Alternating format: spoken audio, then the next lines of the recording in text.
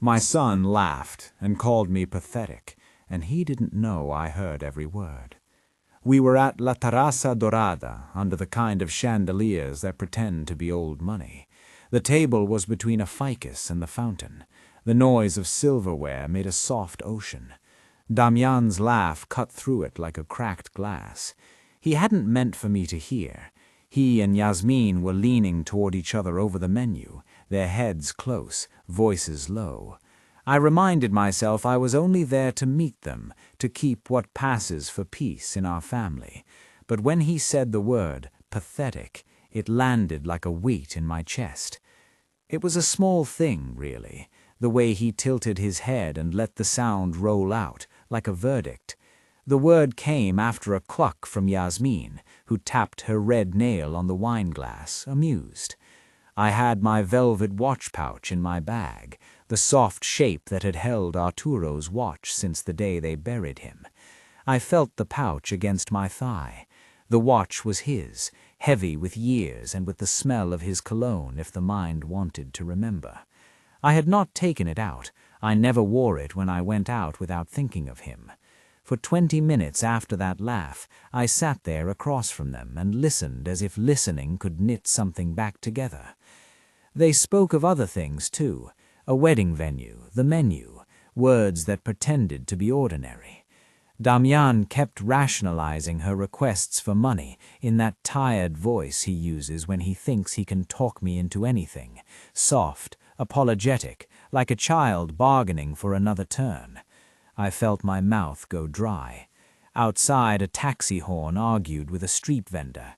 Inside, their voices folded into ordinary chatter and then sharpened again. "She says your help would be pathetic but useful," Yasmin said with a small laugh that tasted of threat. "She thinks she can manage alone, poor thing." There are things you imagine yourself doing in moments like that, standing up and saying, "You will never speak to me that way," slapping a hand on the table, leaving my bag and the watch right there, a token of everything she could take. I did none of those things. I folded my napkin with slow hands and kept my face a calm mask, the way I used to at the atelier when a client wanted a refund they didn't deserve. I let them think I was oblivious. I let them think their words had slid off me like rain on oilcloth. When the waiter came for dessert, I excused myself. I left them to their plans and their laughter. I stepped out into the warm evening air of Mixcoac and watched the light on the fountain. The clock in the restaurant was stopped at 3:15, a little joke of the house, perhaps, a detail that slipped into my memory and refused to leave. I carried the velvet pouch home like a small, pulsing secret. I want to tell you what I did not do because it matters as much as what I did. I did not call Damián that night. I did not confront him on the sidewalk. I walked home, unlocked the Atelier Veracruz door, and sat at the old wooden chair by the window where the sun used to fall in the mornings across the cutting table. The sewing machines were quiet. The threads hung in careful colors like a small city of vertical lines. I placed the velvet pouch on my lap and let my hands rest over it, as if touching the weight of the past could steady something in me. The first time anyone called me pathetic was not that night. 35 years earlier, the world that had been mine in a simple domestic shape upended itself under the roar of a factory machine and a stretcher through the plant gates.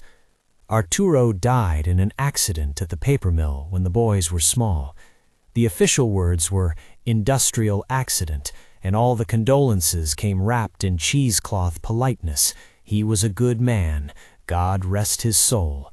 The indemnity came like a small, awkward gift of money that people expected me to spend rightly for the children, to dissolve into appropriate grief. They thought I would be maintained. They thought I would wait quietly. But grief does strange things.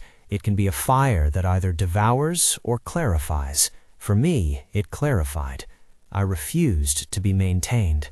I refused to spend the money on mourning like a ceremonial debt. I remembered Arturo with every stitch I made, not as obligation, but as fuel. I bought a second-hand sewing machine bigger than I thought I needed, and I learned how to swathe a client's body with the kind of patience only a woman used to long nights can muster. I worked so the boys would not know hunger the way I did. I worked so the house would not hollow out into silence. I worked until my fingers bore the calluses of someone who had stitched their life together across 1,000 tiny seams. Atelier Veracruz started with a single table in a room that used to store winter blankets. The first big client was a woman from Los Cedros who needed a wedding dress fixed at the last minute. I remember the nervous way she held her hands and my hand on the fabric, as if blessing it. That first contract taught me something I would never forget. Craftsmanship is a form of dignity. It did not matter that I had no business degree. It mattered that I learned to listen to fabric the way you listen to a person. That first wedding dress paid for a small advertisement in the local paper. A neighbor brought a friend, who brought another. I hired Beatrice because she arrived early and did not complain about the long hours. Lucia came because she had a steady hand and a laugh that made the whole workshop smell like coffee. Mercedes kept the books because she knew numbers like prayers. We grew like a garden tended at the end of a drought. There were nights I sewed until dawn, then ironed, then went to the market to buy milk, then laughed with Arturo over some small joke about a neighbor's rooster. Arturo used to tell me, "You will outlive me," with that teasing half-smile, and I would laugh and say something foolish to make the memory stay. When he died, the world expected me to fold. Instead, I let the stitches hold me. I promised, in that quiet way you promise to yourself, that I would keep the name. Veracruz. It was not sentimental. It was a contract with my own hands. Damián was raised in that buzz of thread and machines. He grew with the smell of alcatriles and fabric. He learned to wrap bolts and to greet clients properly. He also learned the softer things, music, the way to talk to people so they felt seen. He was never a businessman in the chiseled way of the corporate types, but he had empathy and a nimble brain.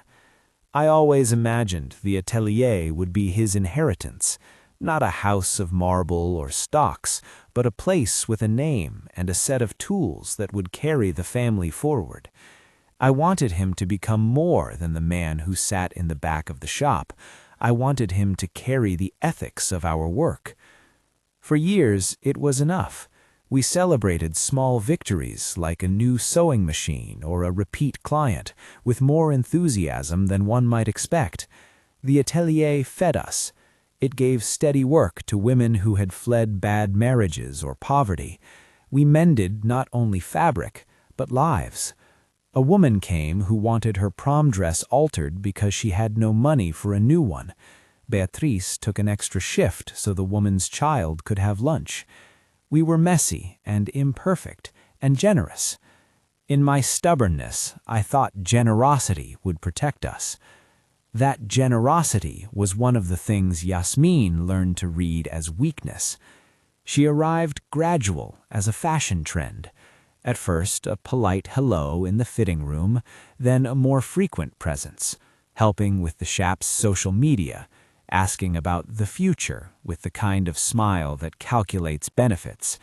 She told Damián she liked the smell of fabric. Then she suggested new suppliers that would modernize our offerings. She brought small bouquets of alcatriles when she visited, white blooms with a scent that always reminded me of rainy streets. She told me, with a tilted head and a practiced softness, that she wanted to be part of our family. I remember thinking, with the kind of naive politeness you offer to any newcomer, that maybe she was sincere. I wanted to be generous. That was my default.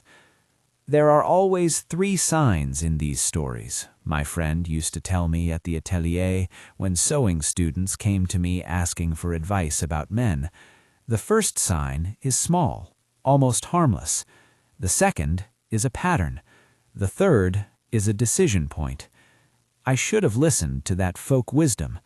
I saw the first sign and forgave it, because I wanted to be a good mother and a good employee. The first sign was subtle, a comment about my furniture, the way she would rearrange cushions in the lounge, and then remark, offhand, "You know, it'll look better if you update things. People like modern." A way of making the place where I had kept Arturo's hat, the faded armchair, feel like an embarrassment. The second sign was social. She began to suggest choices that excluded me, a dress fitting scheduled for a Sunday morning that conflicted with my best hours at the shop, a brunch that she assured me would be just with family, but then turned into an outing where Damián and she left me at the table while she posted photos on her social media. Her put-downs were always coded in civility. "It's not like it's 1970, Mom," she said once, gently scolding me over a pattern I refused to consider. Each small push worked like a tailor's iron, flattening me a little. The third sign was financial.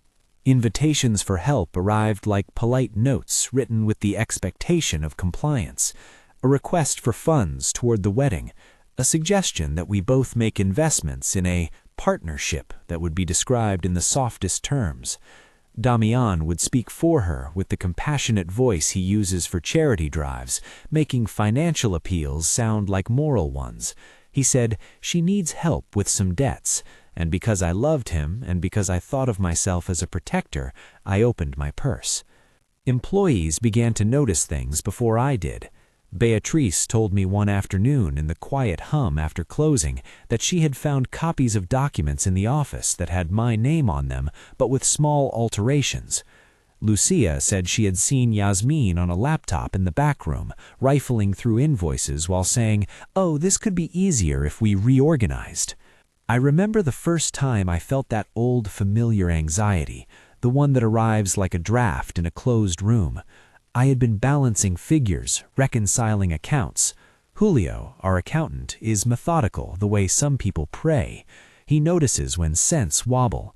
He called me after I had gone to bed and said, "Consuelo, we need to talk about some unusual transfers." His voice on the phone was small and precise. The numbers on the ledger seemed to slither when you tried to catch them.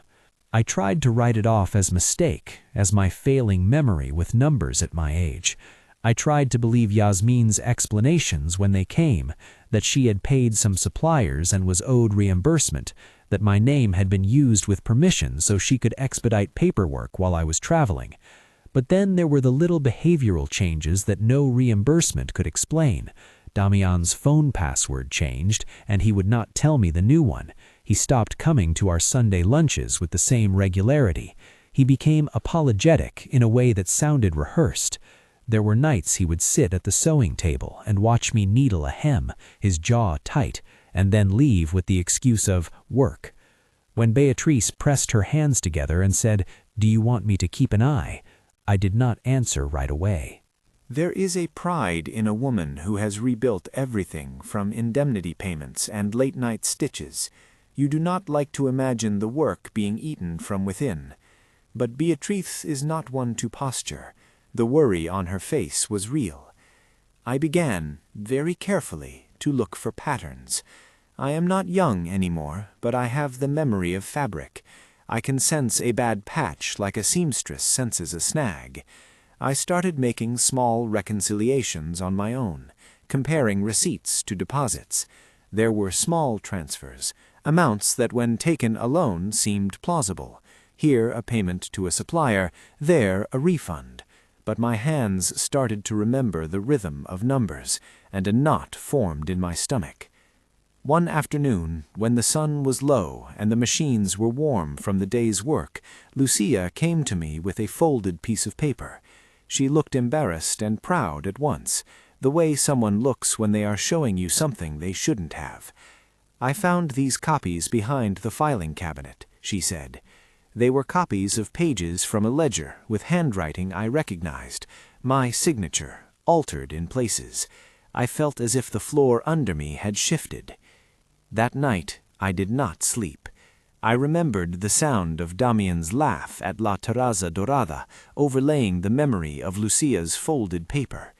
Those two images, a laugh and a copy, began to braid themselves together into a single question I could no longer avoid.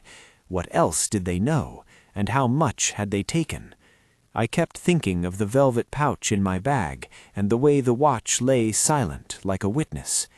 I told myself to be strategic. Anger is a useful thing only when channeled, otherwise it's a hole that swallows you. I went to Julio and asked him to pull a full audit for the past 18 months. He frowned, then nodded.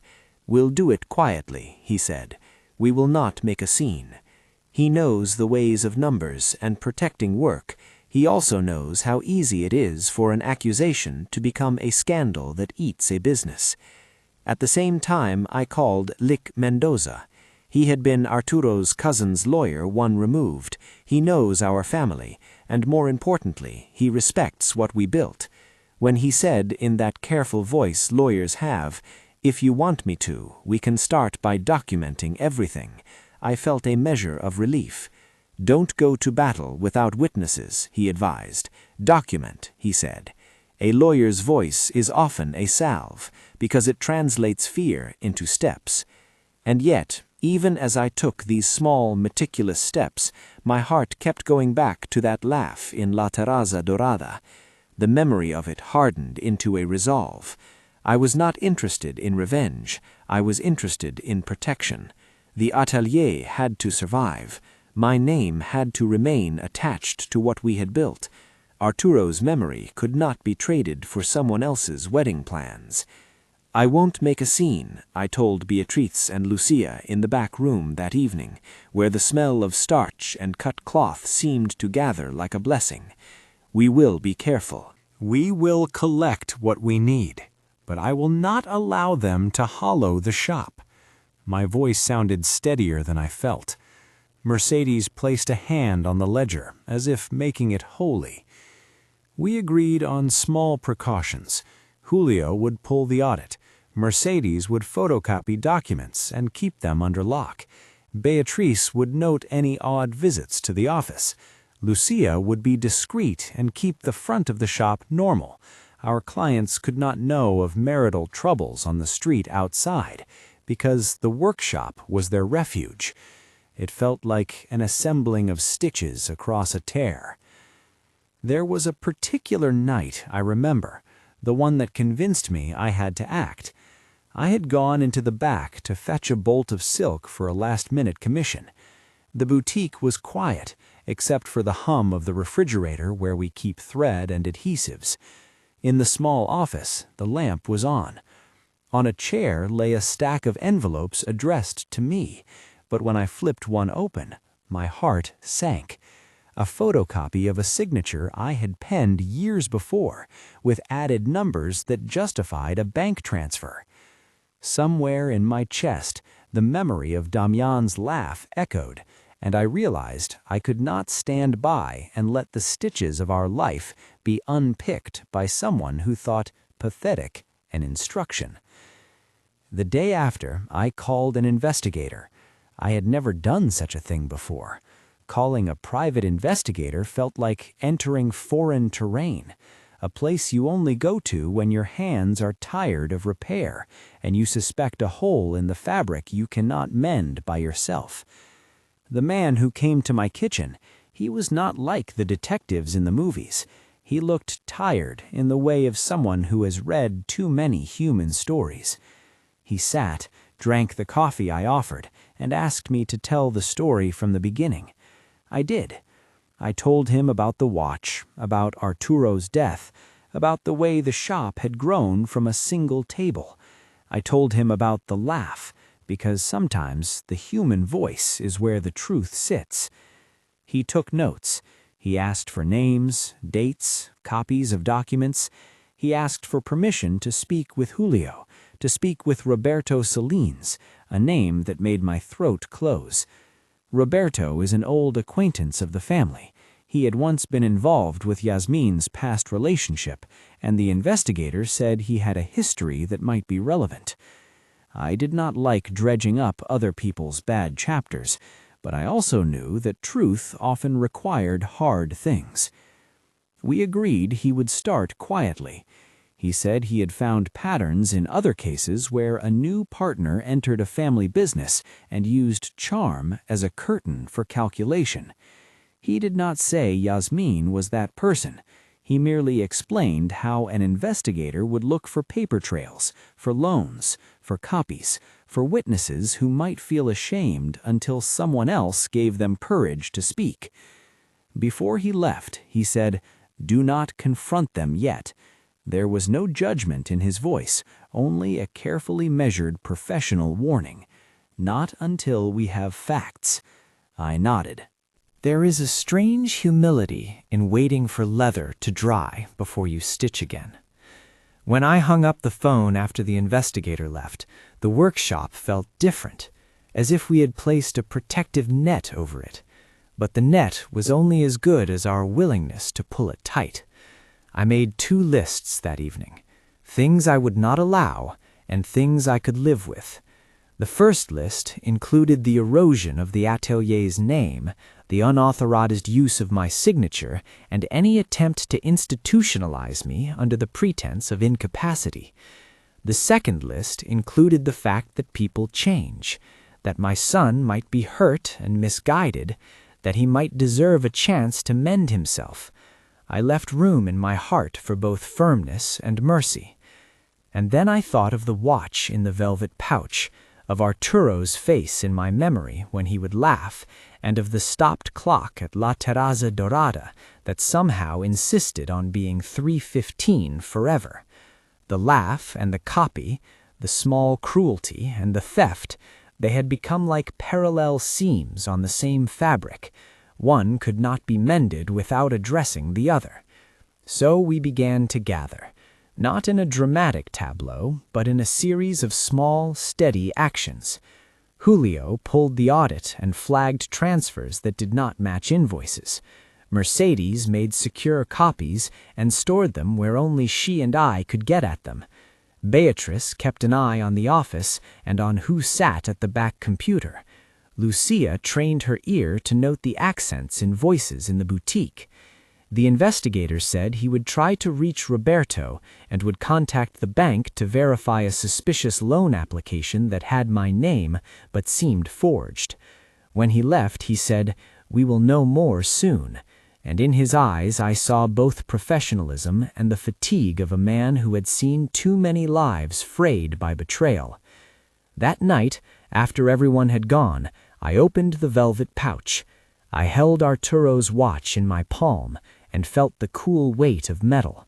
The face was tiny with age, but it kept a rhythm.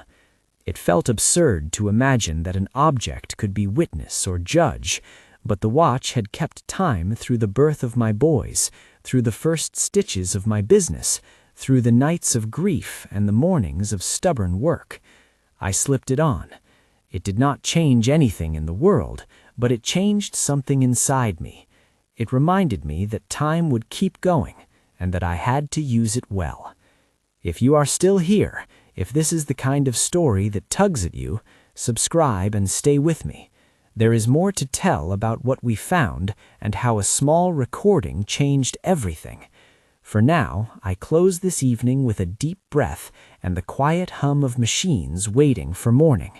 We had begun to stitch a different plan, a measured, legal, careful plan. We had not yet confronted them. We had not yet played the recording that would shift the air in the house. There was work to be done, evidence to gather, courage to gather. But for the first time since that laugh across the fountain, I felt something like resolve settle into my bones. The next morning I walked into the atelier earlier than usual. The light fell along the cutting table like a promise. Beatrice was already there, humming under her breath as she threaded a machine. Lucia arranged bolts with a patience that calmed the room. Mercedes peered over a file, then handed me a copy with hands that trembled only a little. Julio came soon after, with his briefcase and his neat, uncomplaining worry. We sat together at the long table and began to read through the audit. Numbers can be cruelly plain. There they were, transfers that matched no purchase orders, a withdrawal here and a deposit there. At first glance they seemed small, a few thousand pesos here, some payments that could be explained by an upset supplier. But their pattern made a ladder that led to a greater worry. A discrepancy of 87,000 pesos when you put it together became a doorway. That number is not dramatic in the way a headline wants, but to a woman who had spent a life making sure every peso was accounted for, it was a violation. "We need to see who had access to the account," Julio said. "We need signatures and we need timestamps. Do not show this to anyone outside this room." I nodded, and for the first time I felt the steadiness of a woman who had known how to patch holes. The investigation would begin to move forward. I thought of Damián and of the laugh again, and I thought about the choice that would come when facts met faces. I thought, too, of mercy. I thought of repair. I knew this. I would not be reduced to the word he threw at me in front of strangers. I would not be pathetic. I would be precise, and I would be just. The phone rang then. It was the investigator. He spoke quickly, the way people do when they have a small bend of good news. "I have located Roberto Salinas," he said. "He is willing to speak. There is an audio file we can attempt to recover from a shop computer. The bank has an initial note of a loan application. It looks like your name, Consuelo, but we'll need to confirm the signature." Even as the words came, my throat tightened. This was the beginning of the net closing, but it also meant the end of the private murmurings.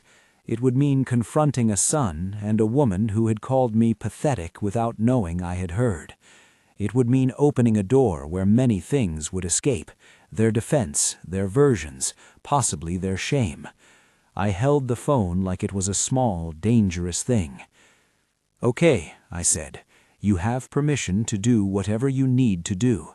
My voice surprised me, calm, measured, a mother's firmness folded into the artisan's patience. But quietly, for now, quietly. We ended the call. Outside, the morning was bright. The sewing machines hummed.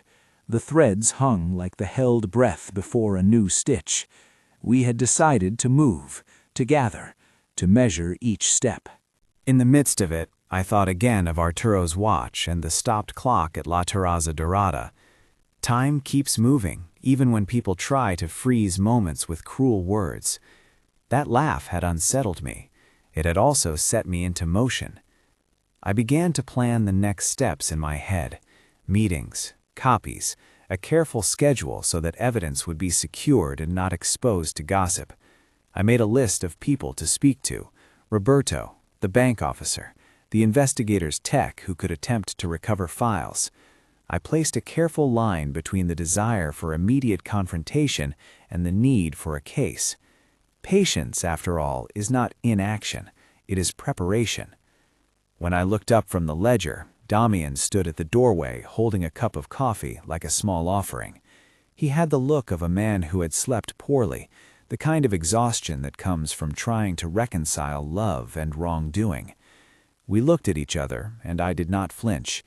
There is a kind of truth in facing a loved one when the world is shifting under your feet. We did not speak for a long time. Then he came closer, and in the same gentle voice he had at La Terraza Dorada before he laughed, said, "Mom, I'm sorry about that night. You didn't deserve." His words trailed. He did not finish the sentence. The apology was a small thing in the face of a ledger and an investigator, but apologies are seeds. They need the right soil. I folded my hands and asked simply, "Do you want to sit?" He did. He put the cup down and watched us work, just watching, as if trying to learn what work looked like in the face of what he had helped to do. I did not forgive him in that moment. Forgiveness is a process, but I did not push him out either.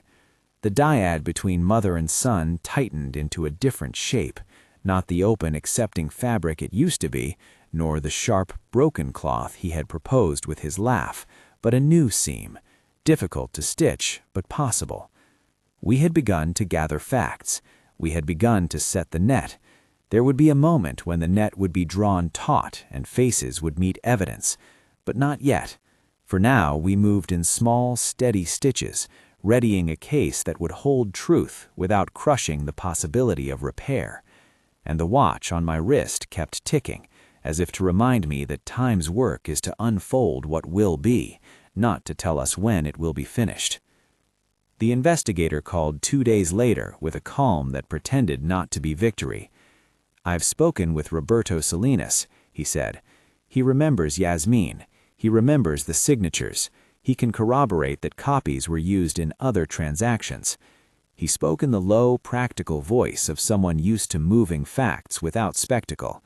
He told me there was a recoverable file on one of our shop computers, and that the bank had a preliminary note of a loan application in my name. He did not say more than necessary. That restraint felt like good counsel. Less noise, less risk of tipping anyone off. When he arrived with a small case of tools, external drives, a laptop, a patience that felt professional and private, we set him in the back office while the machines hummed on the shop floor. He worked quietly with Julio and Beatrice, and whenever he lifted his head, he asked for names, dates, account numbers. He handled things the way a seamstress handles a delicate hem, small precision, no tearing. A week of small reveals followed. The investigator's report was not a declaration. It was a careful stitching together of scraps that together made a pattern. It described repeated incidents in Yasmin's past, an incident with Roberto Salinas in which signatures were allegedly altered on a rent agreement, notes from a former employer about falsified inventory, and a pattern of financial instability tied to loans and unpaid obligations. He had copies of messages and a timeline of when Yasmin began accessing our shop computer and fiscal folder. He marked the places where my name had been copied and where small transfers had been made. The audit Julio pulled showed the ladder of numbers I had feared. Small, plausible payments, and then the jar that spilled. 87,000 pesos accounted for as transfers that matched no legitimate invoices. We sat around the long table while the investigator explained, his fingers on the printouts, like the way I hold fabric when I test a seam. He described the banknote. Someone in a bank branch had flagged an application with my name. The handwriting beside it, on the branch's internal note, had indicated a co-signer named Damián. "It's not proof of a crime," the investigator said, looking at me directly, "but it's a red flag. It needs verification." Julio added his arithmetic, timestamps, double entry inconsistencies, invoices with strange receipt numbers. Each sheet we read narrowed the space where doubt could hide. The most rational part of the work, oddly, was the clarity it brought. For 35 years, the atelier had been my body's map. Now I traced a treacherous new route laid over it. If this had happened to a stranger, I might have said the signs were obvious. In your own house, the lines blur. A few days later, Roberto came. He arrived with the awkwardness of a man who has had to revisit a shame. He sat with his hands folded and spoke in a voice that knew the sound of regret. "She copied my signature once to get a deposit," he told us. "I thought it was a favor. Later, I found out it was used for other things. I felt used." He described a pattern from his relationship with Yasmin. Charm, excuses, then small, unexplained transactions. He gave us a short written testimony, and the investigator recorded our conversation for the file. I listened to Roberto and felt a strange relief that another person had seen what I suspected. It is different when someone else hands you a reflection of your own suspicion. The investigator recovered a handful of files from the boutique computer, emails with attachments, a short purchase order that had been edited, and one audio file. When he played it in the back office, the sound was thin and private, room tone punctuated by the click of the shop's door, a near breath. It was not cinematic. It was small and domestic, and therefore more damning in its ordinariness. The recording captured a conversation in the fitting room that referenced the business, partnerships, and what I had feared most, a reference to securing a 50% stake. The voices were layered, Yasmin's and Damián's, over the quiet hum of the boutique. There was no flourish, no dramatic confession. There were logistics and numbers and a tone of calculation. Hearing it was like having someone read aloud the margin notes of a life. The words in the file put into language the shape I had felt. A plan not merely to take money, but to rewrite who I was for my own shop. The investigator's face did not change. He wrote notes. He gave me a copy of the transcript and of the file. We kept them folded in a drawer beneath Julio's sealed audit. We needed the bank's confirmation, though, paper that would show whether an application had been made in my name and whether signatures had been forged. The bank officer took our document request seriously once Julio presented the audit.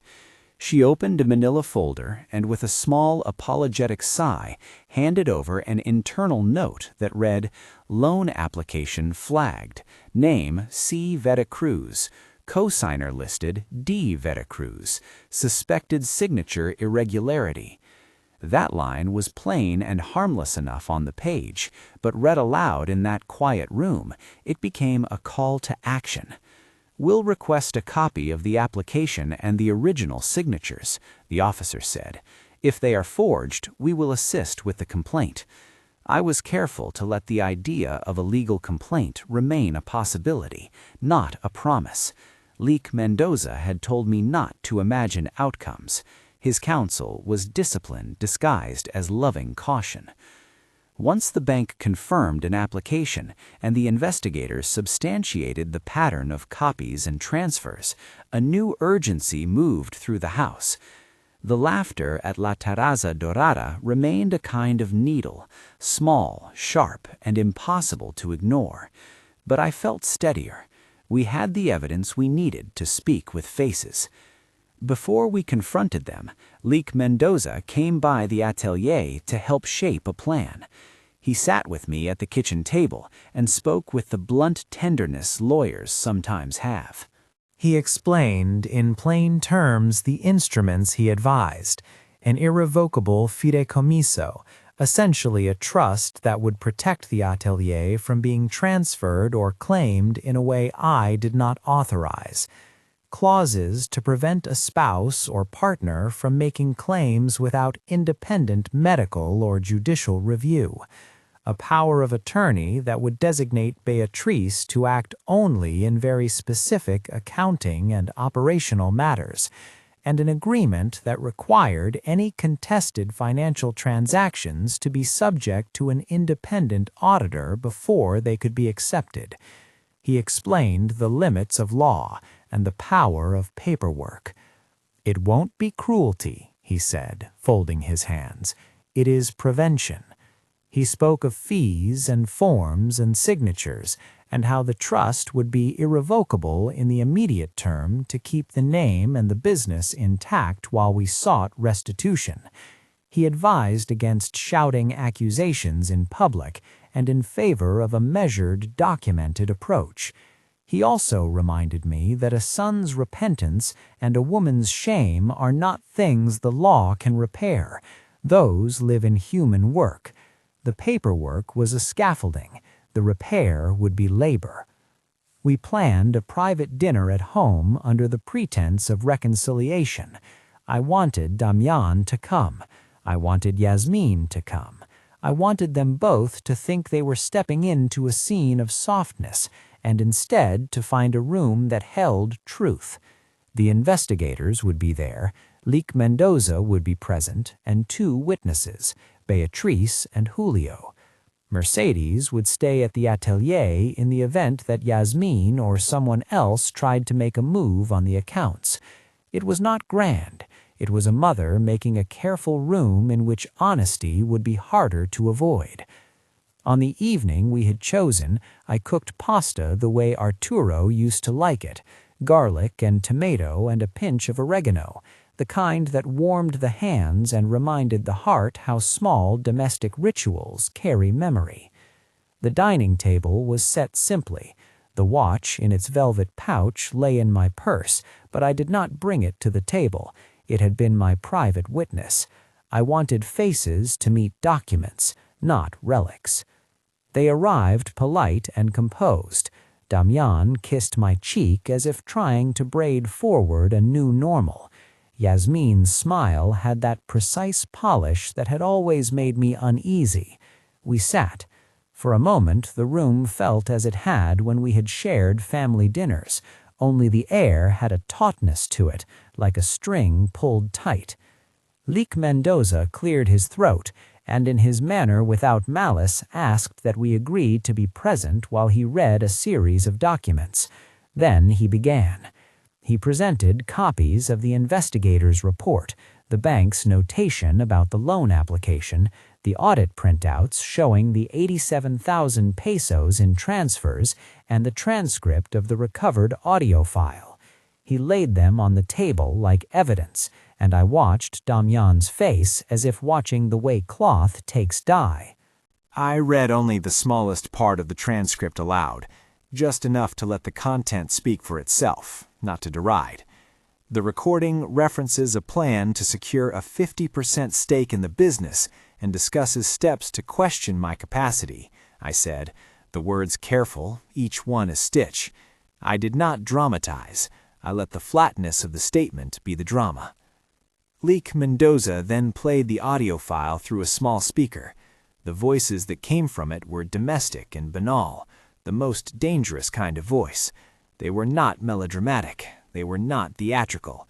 They were practical. They discussed percentages, names on forms, and the practicalities of moving money. When the phrase about 50% appeared in the audio, my hands tightened around my napkin. Damián's face lost color. He turned, and for the first time that evening, I saw the way his features moved as if learning a new map of himself. Yasmin's expression hardened into something precise. "You were heard making plans," Leek Mendoza said, his words without flourish. "There are transfers in the books you cannot explain. There is a loan application with Consuelo's name. Roberto has corroborated similar acts in your past. How do you explain these things?" The first thing that fell from Damián was some small, practiced apology. "Mom, he began. He looked at Yasmin, and there was a tremor there, as if he had wrestled with something in the night. "Things got complicated. We thought we were helping. We didn't mean—" The sentence wandered. Beatrice's hands were folded in her lap. Her face was solemn. Lucia sat just beyond her, eyes wide. The room felt as though it had been a quiet fabric, now flayed into threads. The real turning point was the moment when the investigator, methodically, produced copies of the photocopied signatures and compared them to samples. He turned the pages so that everyone could see the marks, strokes added, curving lines made heavier. "These aren't identical to Consuelo's authentic signature," he said. "They've been altered." He was careful to say appear and suggest, as the voice of measured proof must, but the pages on the table said more plainly than words, someone had used my name. Damián's chin fell. He looked smaller than I had seen him in years, as if the weight of the facts had pressed his shoulders down. He did not deny touching the documents. He shuffled and said, "I signed some things. I thought I was helping her. It sounds worse when it's out of context." "Out of context," Leek Mendoza echoed, and in that repetition the word sounded like a plea for honesty. "Context is why we are here." There was a long silence during which Yasmin's composure slipped. She stood abruptly. "This is ridiculous. You're making accusations and showing—" Her voice broke on the last word. She grabbed her purse. "I'm not going to be villainized in someone's drama." She left the room with a scuff of shoes on the floor. The sound was a punctuation mark. I could have called after her. I did not. I wanted the moment to be about truth and not the theatrics of exit. Damián did not leave. He sat with grief opening behind his eyes. He had tears then, and I could see the boy he had been, stubborn and soft, trying to fight with the man he had become. "Mom," he said finally, in that small voice I have known since diapers and scraped knees. "I didn't know how to say no. I thought we would clear it up. I didn't—" He stopped, the sentence a hammock between apology and explanation. It would have been easy to let indignation carry me into harshness.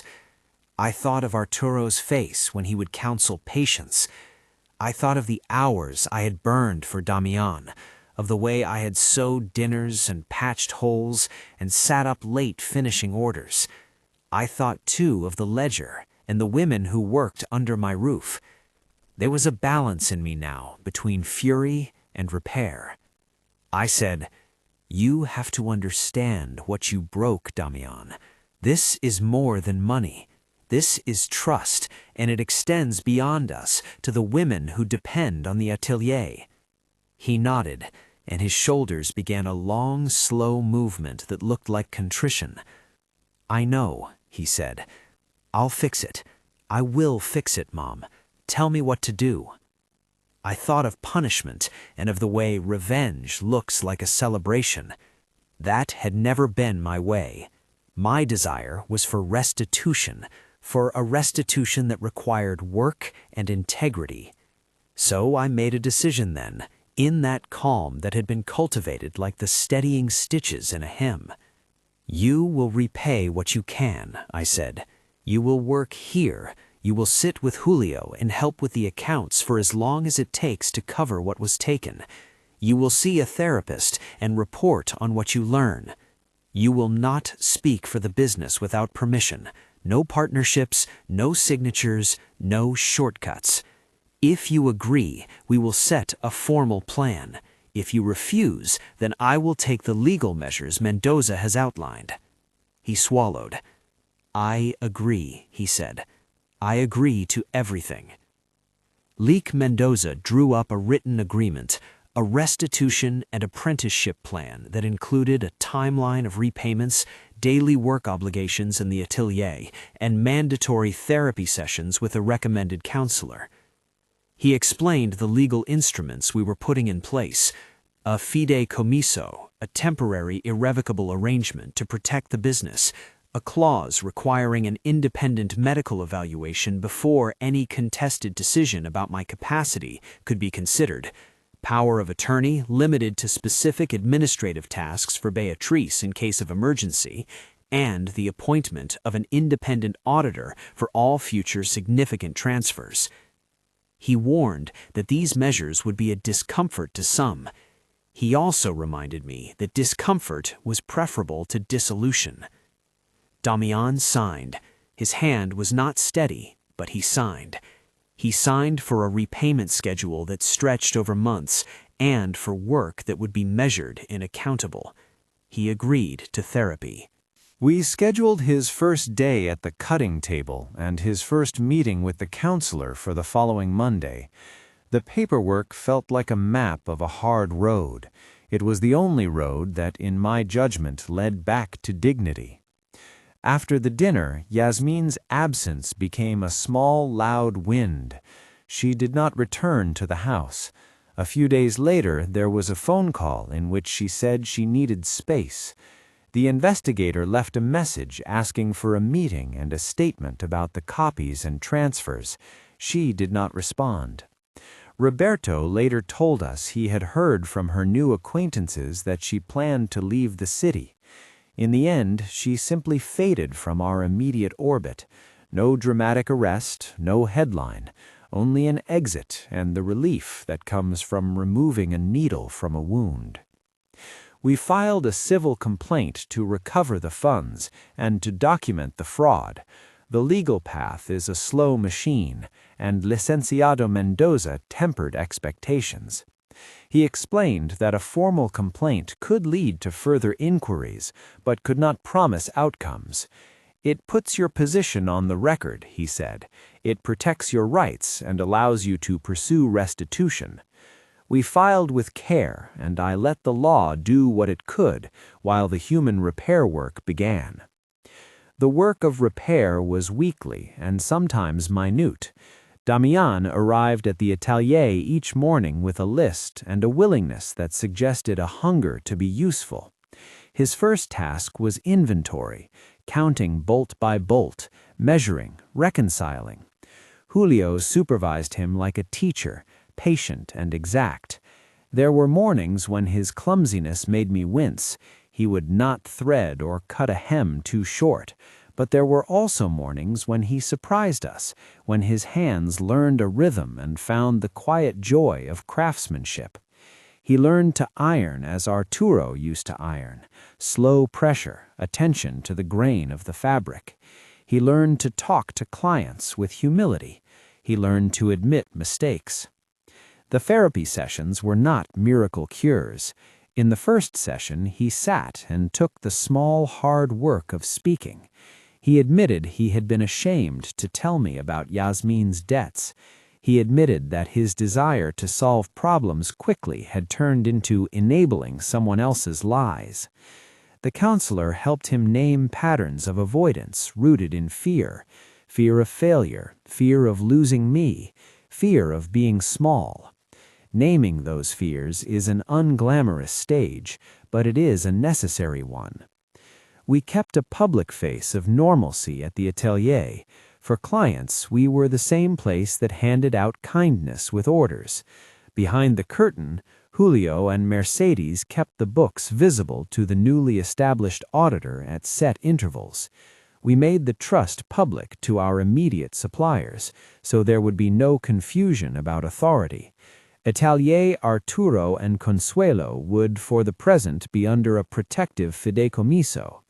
That name change was not yet ceremony. It was paperwork in process, a label to signal continuity. There were days when I felt foolish for having trusted with such softness. There were days when grief surfaced like a moth in the shop, flitting at dusk, but small victories multiplied. Damián made his first repayment with cash from an odd job he took helping a neighbor with upholstery. It was only 5,000 pesos, but the act of placing it in Mercedes' hands and watching her note it in the ledger felt like a stitch returned. Slowly, the ledger grew lighter with his efforts. He learned to write professional emails, and one day he created a short Instagram post, simple, a picture of a new seam finished with the caption, "We stitch with care," and it garnered a handful of comments. We had always been a quiet local business. His small marketing efforts did not make us a brand overnight, but they brought a new kind of foot traffic. Younger clients who liked the atelier's blend of tradition and careful modern touches. We took commissions we might once have refused because the request came with the right respect and an agreement to pay on time. Damián handled communications humbly and directly. As the months passed, his demeanor changed not because I demanded it, but because the work re-taught him the meaning of value. There is something in the repetition of crafting that reshapes character. It is not a spiritual platitude. It is a fact I have seen in the women who come to work here. You learn responsibility by following the line of thread through the eye of a needle day after day. He arrived with a suitcase of excuses and left it in a corner, gradually emptying it. The payments were irregular at first, but they came. Small amounts, apprenticeships paid in sweat and math, a modest side job or two. Julio helped him set up a basic budget and keep a ledger separate from the business's books, so that there would be no confusion about what belonged where. He paid what he could and learned to say, "I cannot afford that now," a phrase that once would have sounded like defeat, but now felt like honest negotiation. Our relationships at home began to mend in the slow ways people mend things that are not porcelain. We ate dinner together without needing to sign an agreement afterward. He came to Sunday lunches more often, sometimes arriving early to help with the dishes. He reported faithfully on his therapy sessions, and over time the heavy, rehearsed apologies became fewer. Sometimes he would sit at the window and sew a button, and that quiet presence felt like atonement in itself. There were emotional reckonings too. He had to accept that some people he loved would not return in the same way. Yasmin's absence left a shadow. She resurfaced in gossip or in the occasional text from someone who had once known her. He had to face that he had contributed to causing a woman to be hurt by her own choices, and to accept responsibility without making himself into a martyr. Therapy taught him the difference between punishment and repair. Repair is active, punishment is passive. Months into the recovery, a small turning point arrived. A local wedding planner, the woman who had once been a client in those early days, brought an order for a set of mother-of-the-bride dresses. She came because she remembered the care of Atelier Veracruz. She came because the name still mattered. She came with a deposit. Damián worked on the fittings personally. Seeing him measure, consult, laugh with the nervous mothers, and carefully pin a hem with a steady hand felt like a small resurrection. When the dresses were delivered and the planner wrote us a warm note, I folded the message into my drawer like a blessing. Small business, small trust, restored. We also made the choice to rename the atelier in a formal and public way. The decision to call it Atelier Arturo and Consuelo was not piety. It was an assertion of continuity and of authorship.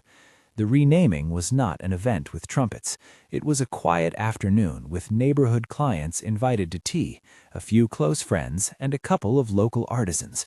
We hung a new sign, painted by Lucia's cousin, and a photograph of Arturo and me, young then, hair black, hands covered in thread, was framed and placed in a corner. Damián helped hang the sign. He stood beside me, and for that brief moment, as people took photographs, the past and present felt joined. Later, on my 69th birthday, he presented me with two things. The first was a small velvet box. Inside was a delicate collar, an heirloom he'd refurbished from an old piece Arturo had kept in a drawer. The second was an envelope. Inside the envelope was a check, the balance of one of the repayments he had been able to gather. He slid across the table a little album as well, Polaroids and printed photos of the atelier over the years, me with a young apprentice, Arturo laughing, Beatrice with a child on her hip, the early table with the one sewing machine. He had written, in his precise, careful hand, a letter. "Mom, I could not see who I was until I learned to make what I want to be. I'm sorry. I will keep building." The necklace felt warm in my palm, the metal softened by his touch. The check was not a complete restitution, but it was progress. I held the photo album and felt the weight of the years, the folds, the repairs, the small and steady labor. I forgave him that night, in a manner that required boundaries and continued work. Forgiveness, I learned again, is not a free pass, but a path you walk together. He met Elena at the atelier later that year. She came with a child, Sophia, whose hair smelled like sunlight and who loved the little scraps left on the cutting table. Elena was not flashy. She had a steady job and a gentle, practical laugh. She respected the work and its history. She did not ask for favors. She brought biscotti for the staff. Watching Damián with Elena and Sophia was like watching a garden take root in rocky soil. He was patient in a different way, attentive to schedules, punctual to therapy, and present to Sophia in that precise way that proved he had learned to listen. Their relationship was not marked by drama or manipulation. It was marked by the small day-to-day kindnesses that build trust. We did not rush to a public reconciliation narrative. Restoration is not a movie scene. It is a series of small choices: paying a bill on time, showing up at therapy, taking responsibility for a mistake, learning a new skill. In that slow accumulation, dignity returned, first to the workshop, then to the family. Months later, the civil complaint had made a mark.